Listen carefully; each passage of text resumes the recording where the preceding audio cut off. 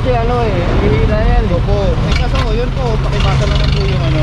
Oo, alam ko yan, pero nagkataon nga po yung isang mama kan. Ay, wala po kaming ano doon sir. Kaya nga, tanungin ko kung pwede pantanin. Ay, Sabi niya, pwede raw. Ito po na yung sitwasyon sir ha. May sinabi kayo na mayroon kayong nausapan. Nasaan yung black and white ninyo sir? Nakatunayan na Wala kayo nga po pinala. Bali, word of mouth lang tayo, sir. Hindi pwede Yes, ka. sir.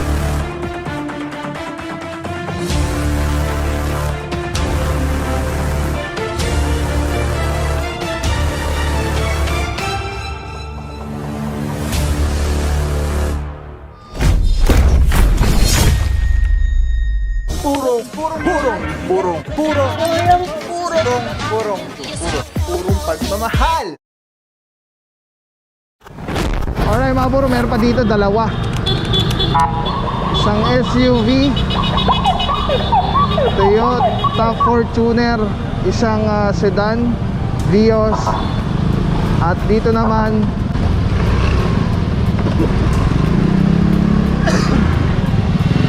ito may driver, titikita na lang po ito, Vios tapos pickup.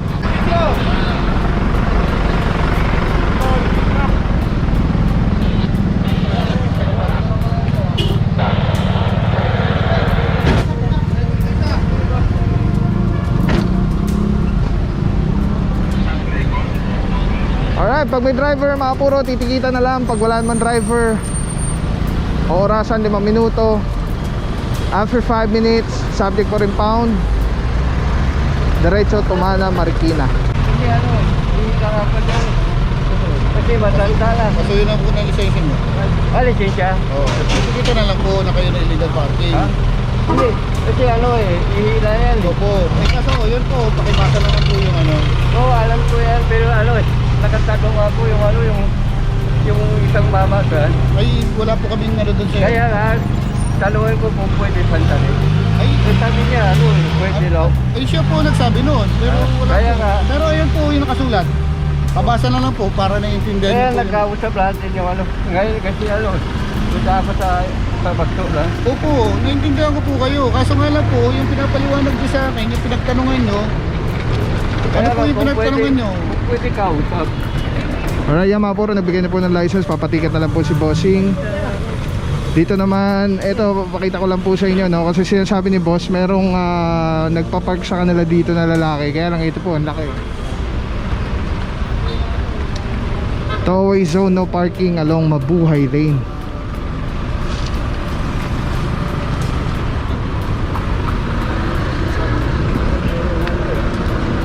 Sandali lang naman Eto, may driver na rin po ito. Tigit na lang sir, tigit na lang tayo.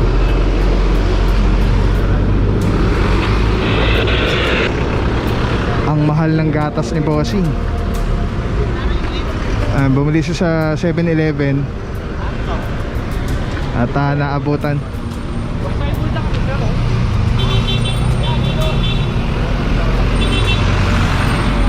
Nakita ko yung Doon naman mga puro, yun, natikita na rin yung isa. Tapos sinaantay pa yung driver nung pickup naman. Kung may driver na lumabas, titikita na lang din po. Yun nga, sinasabi ni tatay, meron daw nagpapark sa kanila dito. Kaya lang, yun nga po. Kailan na itong flow siya? Middle name? Pangalan ba yun? Hindi po yun kumbaga enforcer or MMDA.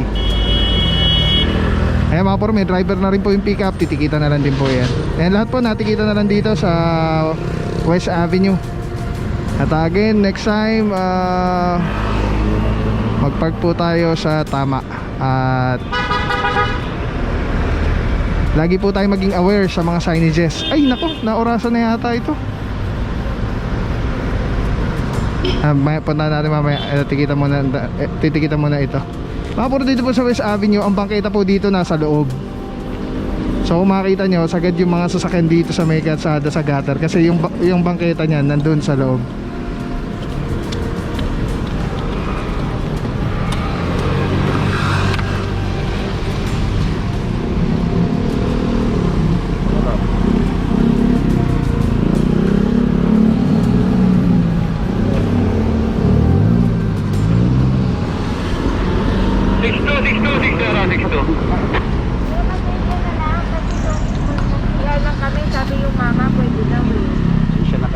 meron tayo pinatutupad sa batas dito. No? Bawal po talaga mag-park kasi meron ng ginagawang contractor. May paliwanag ko na po kasi. May paliwanag ko na po. And working day sir, pwede tayo, landa, pwede dito sa Paymaya at saka sa... Ay, dito naman, titikita na lang din po Sir, ito. go ahead, sir. Sir, may agreement pala rito sa contractor sa kayo sa parking dito eh.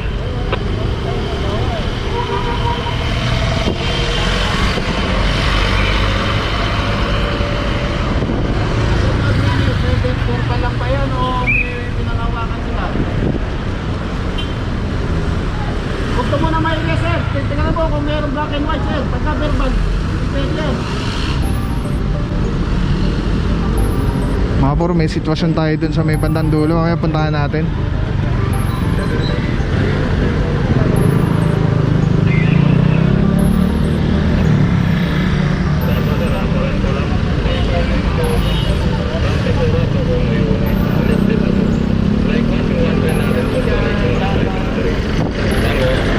Mga puro, tikita na po itong dalawa. Puntahan po natin yun. Tingnan natin kung ano nangyayari doon. Let's go, let's go. So dito, tingnan natin kung ano nangyayari dito mga puro. Meron dalawang nakapark na naggagawa rin ng building.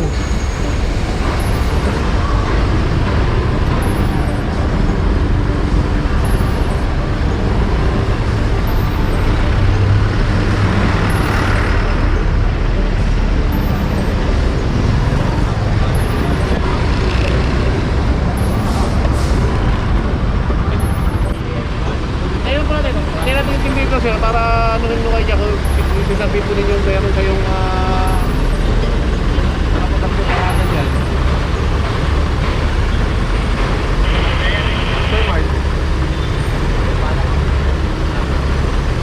Okay mga puro, hintayin lang natin si Officer Francisco. Sama na dito, Officer Calebag. At may sitwasyon tayo dito na ito, mayroon dalawa nakapark dito. Tapos alamin na muna natin. Officer Calebag, good morning sir. Saludo mga bossing, TTMD mo po yung mga boss. Boss, ang sitwasyon na dito boss? Meron daw silang agreement dito sa parkingan ng within na agaper sa contractor. Kaya titingnan natin na tatanong ko kung meron silang papel na pinanghawakan. Wala naman daw, words lang ang pinanghawakan nilang salita. Yung kabila ron ay natikitan lahat. Yes. Ito, pinagpipilitan nilang meron silang agreement ng agapera contractor dito sa building Alright. na ginagawa. So hintayin natin yung ano nila, yung papel na pinasabi nila. Alright. Ayan mga puro, standby lang po tayo. At mukhang may papakitang papel siya na bossing. Pagka naman meron silang dokumento, okay naman po yan. Wala mang magiging problema. Pero pag wala po sila napakita, ito po ay itotow po natin. Dahil mukhang naorasan na, may tow bar na. Maliban na lang kung baka walang willing magpatikit. Dahil nga mukhang meron silang ini-insist dito na agreement umano. So antayin lang natin yung ano nila, yung proof.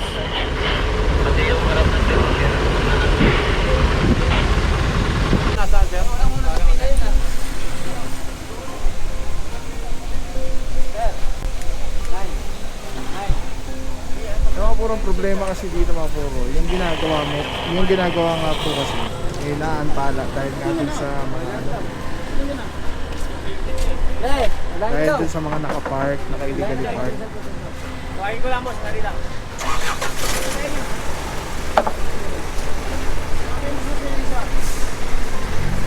Minutes.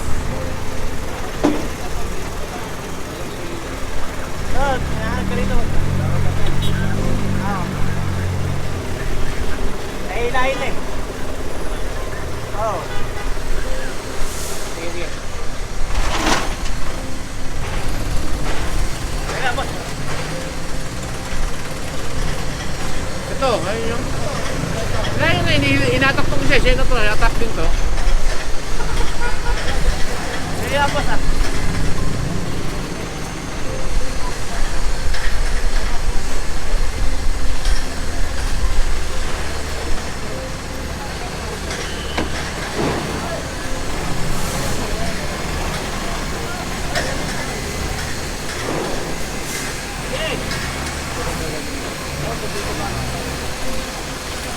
Hey!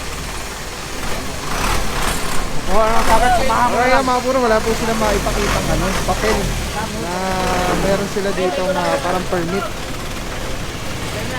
na makapag-park.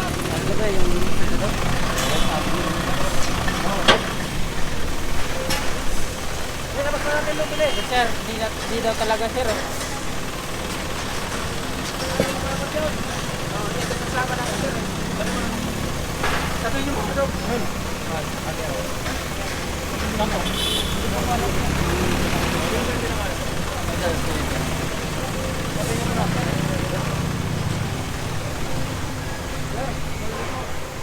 Ano po na yung sitwasyon, sir, ha? May sinabi kayo na mayroon kayong mausapan. Nasaan yung black and white ninyo, sir? Nakatunayan na Wala kayo nga po pinagawa. Bali, word of mouth lang tayo sir. Hindi pwedeng ganun. Sensya ka na, hindi pwedeng ganun, sir. Kunin natin. Kaya mga puro, wala, ano lang daw po, verbal lang. At kailangan po talaga, lagi nyo tandaan, is pag kunyari meron kayong mga agreement or mga permits, kumuha po kayo lagi ng dokumento.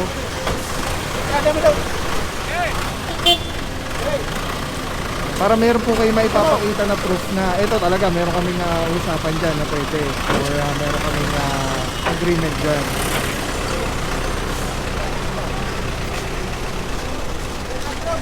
At the same time, itong isa rin, hilahin na rin po, nag-cooperate na lang po yung mga driver, ang nagde-drive po niyan is yung towing personnel. At sama na lang po sila sa Tumana, Marikina.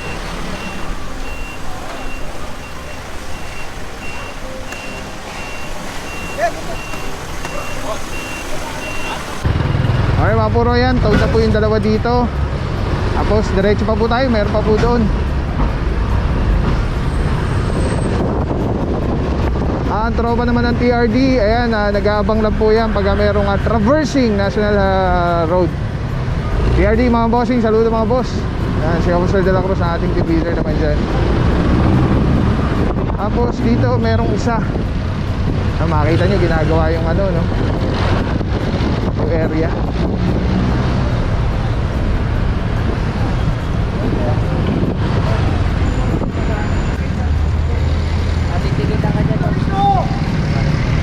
Ito mga puro, may over na, so malamang na ano na to, na orasan na 5 minuto. May driver naman, so cooperate na lang po siya, sama sa Tumana, Marikina.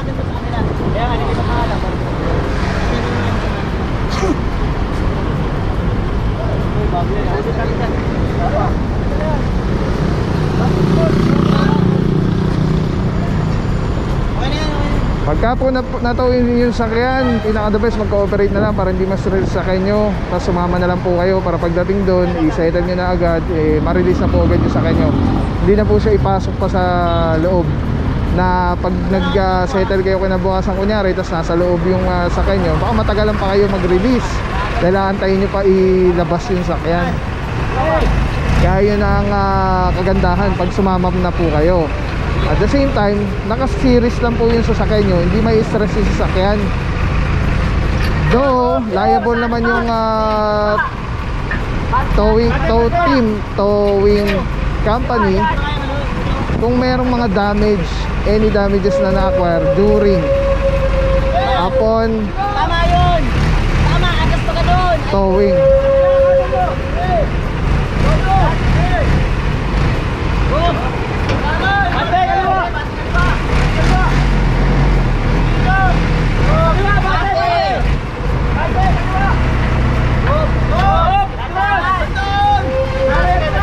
Tapos iwanan po yan ng impounding notice kung wala naman sasama. Okay, yung 5 minutes po nag-start yan pagdating ng team, hindi yung kung kailan po kayo nasabihan.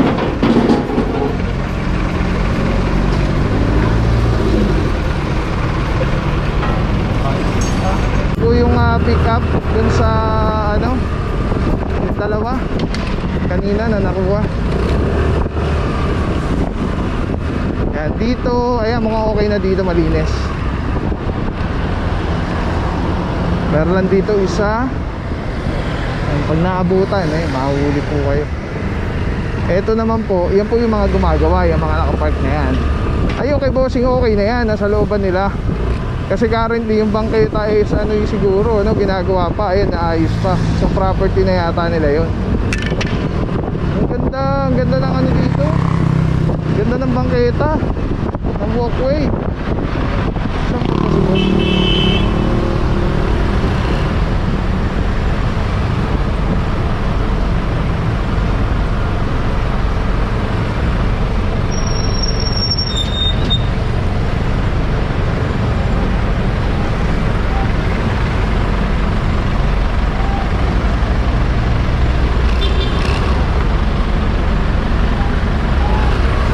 Nagbaba ng pasahero.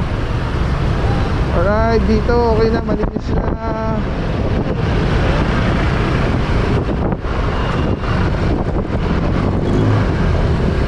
Ito yung pick up na nahila.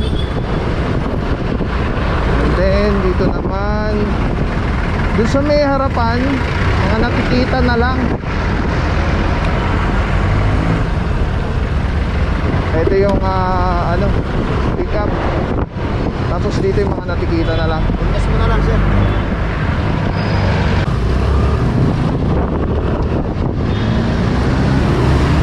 Alright, proceed na po tayo mga bro. Kung di ako nagkakamali, 4 na location yung target area natin today. 4 yung letter order na hawak natin. So, tingnan natin kung hanggang saan tayo aabot today. Again mga bro, araw natin, Wednesday, August 2. Tuloy-tuloy yung pagbabago, paglinis, Lungsod Quezon, Alibuti Mayora, Mayor Joel Belmonte, Vice Mayor Gian Soto, TTMD, Tika Sipagaling, Sir Dexter Gardenas, together with MMDA Seated 1. Let's go guys. Purong pagmamahal. Bibig shoutout lang Telesim Philippines. Grabe, sobrang solid nito mga bro. Ito lagi natin kasama sa mga operations, sa mga vlogs natin. Tatanggalin nyo, twist nyo lang yan to the left. Tapos ayun na, pwede mo ng handheld camera na siya. Tapos, ang ganda. Diba? Hindi ka mukhang ano, parang may nakasabit sa'yo na weird. Ganda. Ganda ng kulay. Pogi-pogi pa rin. LC number 1. Let's go. Purong pagmamahal. Maraming salamat sa iyo. Walang papapaw. So thank you so much sa walang sawang support, tiwala. Wala akong masabi kundi thank you so much. Thank you sa Panginoon at ingat kayo palagi. Again, kung wala akong papapaw, so thank you so much. God bless you. Purong pagmamahal. Thank you so much. God bless.